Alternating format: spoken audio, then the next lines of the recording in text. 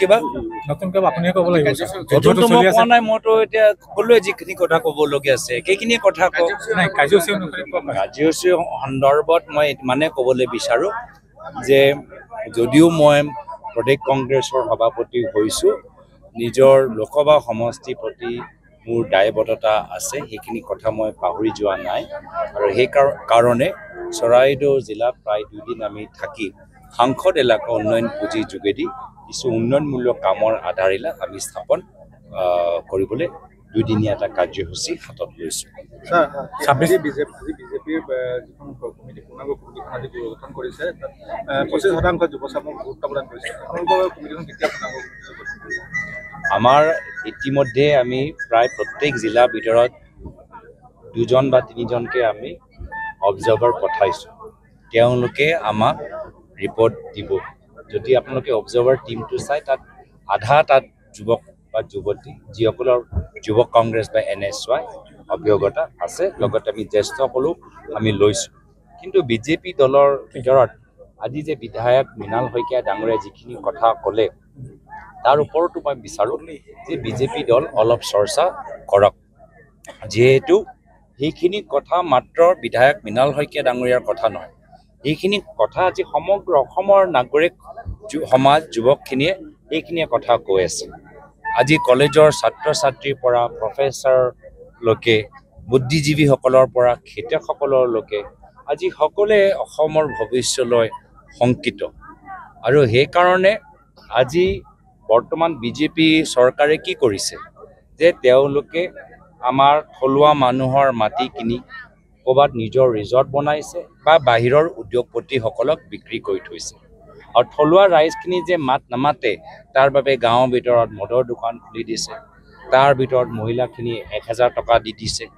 তাৰ ভিতৰত বয়োজ্যেষ্ঠসকলক পুলিচৰ ভয় দেখাই দিছে যাৰ ফলত যে ৰাইজ নিমাত হৈ থাকে তো আমি অসমৰ পৰা কি উৎপাদন কৰিম আমাৰ অসমৰ পৰা বাহিৰলৈ পঠোৱা আমাৰ কি এক্সপৰ্ট থাকিব আমি অসমৰ পৰা আমাৰ মেধাৱী ছাত্ৰ ছাত্ৰীসকলক অন্য ৰাজ্যৰ ছাত্ৰ ছাত্ৰীসকলৰ লগত কেনেদৰে প্ৰতিযোগিতাৰ বাবে আমি তৈয়াৰ কৰিম এইখিনি প্ৰশ্ন যে মানুহৰ মনত নোসোমায় তাৰ বাবে তেওঁলোকে হিমন্ত বিশ্ব শৰ্মা ডাঙৰীয়া ৰণকৌশল তৈয়াৰ কৰিছে কিন্তু মই ভাবোঁ যে যিখিনি কথা আজি মৃণাল শইকীয়া ডাঙৰীয়া কৈছে সেইটো খালি মৃণাল শইকীয়াৰ কথা নহয় অসমৰ ৰাইজৰ কথাখিনি এয়া লৈ চিন্তিত আমিও চিন্তিত আজি নতুনকৈ কোনোবা জইন কৰিছে নেকি ছাৰ আমাৰ নতুনকৈ নহয় আমাৰ দলৰ পৰা বহুত সময় আমাৰ দলৰ লগত থকা এজন ব্যক্তি দাদুল বৰা ডাঙৰীয়া যোৱা লোকসভা নিৰ্বাচনত হিমন্ত বিশ্ব শৰ্মা ডাঙৰীয়া যথেষ্ট হেঁচাত তেওঁ আমাৰ দলটোক এৰিবলৈ বাধ্য হ'ল কিন্তু এতিয়া সেই তেওঁলোকৰো